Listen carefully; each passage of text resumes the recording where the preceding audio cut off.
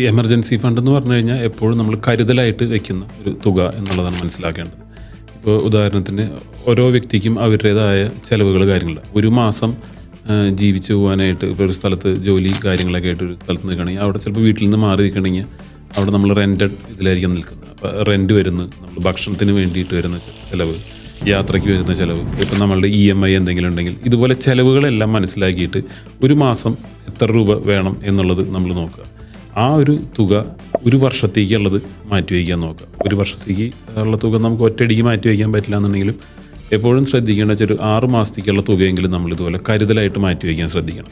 ഇതൊരിക്കലും ഇൻവെസ്റ്റ്മെൻറ്റ് നടത്തിയിട്ട് market related ഇൻവെസ്റ്റ്മെൻറ്റ്സോ കാര്യങ്ങളോ ചെയ്യരുത്. കാരണം എപ്പോഴാണ് ഒരു എമർജൻസി സിറ്റുവേഷൻ വരിക എന്ന് നമുക്കറിയില്ല. അപ്പോൾ ഒരു എമർജൻസി സിറ്റുവേഷൻ വന്ന് നമ്മൾ എടുക്കാൻ പോകുന്ന നേരത്ത് അത് ഫണ്ട് വാല്യൂ താഴേക്കായിട്ട് നിൽക്കുകയാണെന്നുണ്ടെങ്കിൽ നമ്മൾ നഷ്ടം സഹിച്ച് അത് എടുക്കേണ്ടി വരും. അതുകൊണ്ട് ഇങ്ങനത്തെ മാർക്കറ്റ് റിലേറ്റഡ് ആയിട്ടുള്ള ഇൻവെസ്റ്റ്മെൻറ്റ്സുകൾ ഒഴിവാക്കിയിട്ട് ഇതുപോലെ റിസ്ക്കുകളില്ലാത്ത ടൈപ്പ് ഫണ്ടുകൾ കാര്യങ്ങളുണ്ട്, ഡെറ്റ് കാറ്റഗറി ഫണ്ടുകൾ, അങ്ങനത്തേലേക്ക് നമ്മൾ ഇൻവെസ്റ്റ്മെൻറ്റ്സുകൾ കാര്യങ്ങൾ നടത്തും. അപ്പോൾ ഇതിൻ്റെ ഒരു ബെനിഫിറ്റ് എന്ന് വെച്ചാൽ നമുക്ക് പാർഷ്യൽ വിഡ്രോവൽ അല്ലെങ്കിൽ കംപ്ലീറ്റ് വിഡ്രോവൽ പറ്റും. ഒറ്റ ദിവസം കൊണ്ട് തന്നെ നമുക്ക് വിഡ്രോവൽ നടത്തിയെടുക്കാൻ സാധിക്കും. ഇത് നമ്മളെ തന്നെ ഒരു ക്ലയൻറ്റിന് മുമ്പ് സംഭവിച്ചതെന്ന് വെച്ചാൽ അദ്ദേഹം നല്ലൊരു ജോലിയാണ് ഉണ്ടായിരുന്നത്, ഇൻവെസ്റ്റ്മെൻറ്റ്സുകൾ കാര്യങ്ങൾ നടത്തുന്നുണ്ടായിരുന്നു. പെട്ടെന്നാണ് അദ്ദേഹത്തിന് ജോലി നഷ്ടപ്പെട്ടത്.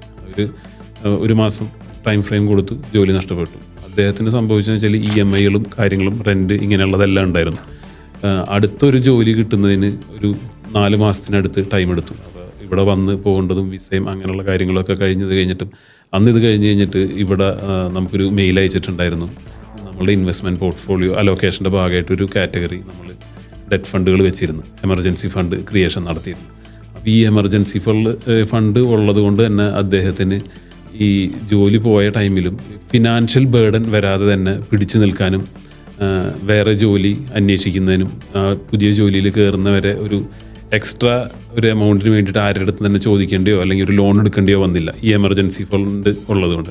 അപ്പോൾ അദ്ദേഹം പിന്നീട് ചെയ്തതെന്ന് വെച്ച് കഴിഞ്ഞാൽ ജോലി കിട്ടിക്കഴിഞ്ഞപ്പോൾ തന്നെ പറഞ്ഞു വെച്ച് കഴിഞ്ഞാൽ എൻ്റെ ശമ്പളത്തിൽ നിന്ന് എനിക്ക് കുറച്ചുകൂടി എമൗണ്ട് എനിക്ക് എമർജൻസി ഫണ്ടിലേക്ക് കോൺട്രിബ്യൂഷൻ കൂടുതലാക്കണം, ഞാനിപ്പോൾ അത് എടുക്കേണ്ടി വന്നു, എനിക്ക് ഇമ്പോർട്ടൻസ് മനസ്സിലായി, അപ്പോൾ അത് എത്രയും പെട്ടെന്ന് ക്രിയേറ്റ് ചെയ്യണം എന്ന് പറഞ്ഞു. അപ്പോൾ ഇതാണ് എല്ലാവർക്കും വരുന്നത്. ഇത് ഒരു ജോലിയിലുള്ള ഒരു വ്യക്തിക്ക് തന്നെ ആയിക്കൊള്ളണമെന്നില്ല, ഒരു ബിസിനസ്സുകാരനായാലും ഇത് വരാം. ചിലപ്പോൾ ഇടയിൽ ഒരു 1-2 മാസം ബിസിനസ് ഒന്ന് മോശമായി, അല്ലെങ്കിൽ കോവിഡ് പോലത്തെ ഒരു സിറ്റുവേഷൻ വന്നു.